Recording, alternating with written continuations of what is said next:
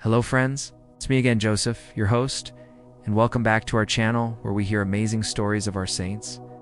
In a world where instant gratification isn't fast enough, our society has become incredibly impatient. We're constantly driven by the desire to do more, have more, and advance faster than any generation before us. But in this frantic race, we often forget something far more important: the desire to be and become more. Who you become in this life is infinitely more valuable than what you do or what you possess. This profound truth was beautifully lived out by a remarkable figure from the early church, Saint Adrian of Canterbury. Today, we're diving into the life of a saint whose story is a powerful reminder of humility, scholarship, and the true meaning of a purpose-driven life. Saint Adrian's feast day is celebrated on January 9th, and his influence on the English Church and European education is still felt today.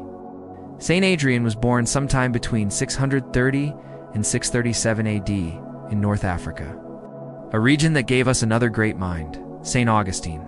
Adrian was of Berber descent, born in what is now modern-day Libya.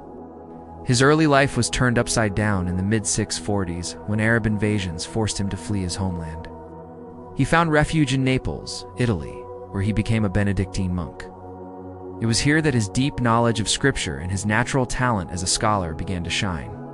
He eventually rose to become the abbot of a monastery near Naples, and his reputation for wisdom and piety grew, eventually reaching the ears of the Pope himself.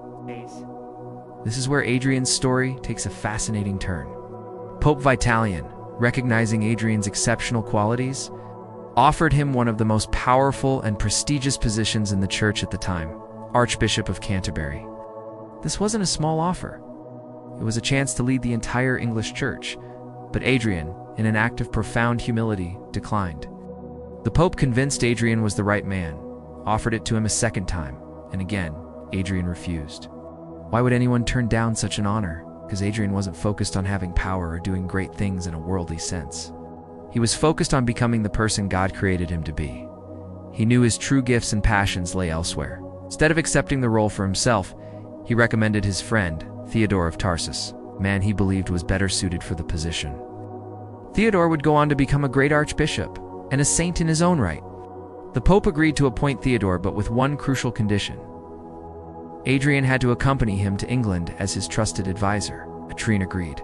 The two set out from Rome on the 27th of May, 668, and proceeding by sea to Marseille, crossed the country to Arles, where they remained with John, the archbishop, until they got passports from Ebroin, who ruled that part of Gaul as mayor of the palace for the minor king Clotaire III. Having then made their way together to the north of France, they parted company and went severally to reside for the winter.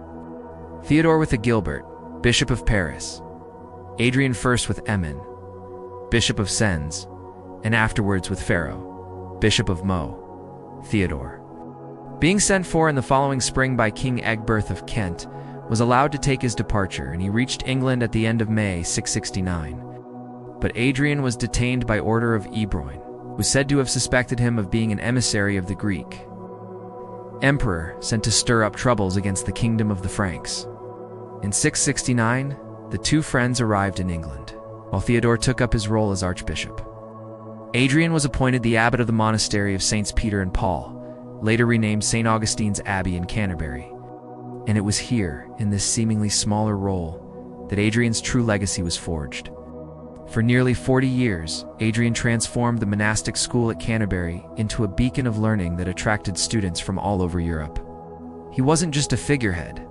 He was a hands-on teacher, taught Latin, Greek, scripture, Roman law, arithmetic, and even astronomy. He wasn't just imparting knowledge, he was shaping hearts and minds. The students who passed through his school went on to become influential bishops, scholars, and leaders who would shape the future of the English Church for generations. Adrian chose a path of service over a path of status. He understood that his greatest impact would come not from a bishop's throne, but from a teacher's classroom. He focused on becoming the best version of himself, using the unique gifts God had given him. By doing so, he created a ripple effect of wisdom and faith that spread far beyond the walls of his abbey. Saint Adrian lived a long and fruitful life, passing away of natural causes on January 9th, 710, in Canterbury. But his story doesn't end there. Centuries later, in 1091, during a reconstruction of the abbey, a remarkable discovery was made. When his tomb was opened, his body was found to be incorrupt, a sign of great holiness in the Christian tradition. This discovery turned his tomb into a popular site of pilgrimage. It was said that many miracles occurred there, especially for students who found themselves in trouble with their teachers, a fitting legacy for the great educator. Today, Saint Adrian of Canterbury is venerated as the patron saint of many. He is the patron of education, teachers, scholars, and students. But his patronage also extends to soldiers, butchers, and guards, and he is invoked for protection against the plague and epilepsy. His life serves as an inspiration for all of us, no matter our profession or state in life. So, what can we learn from Saint Adrian today, as life challenges us to look inward? In our constant hustle for the next promotion, the next purchase, the next achievement, are we losing sight of who we are becoming? Are we so focused on doing and having that we've forgotten about being? Think about it in your own life. Where are you putting your energy? Is it on climbing a ladder that might not lead to personal fulfillment? Or is it on cultivating your virtues, strengthening your relationships, and using your unique talents to serve others?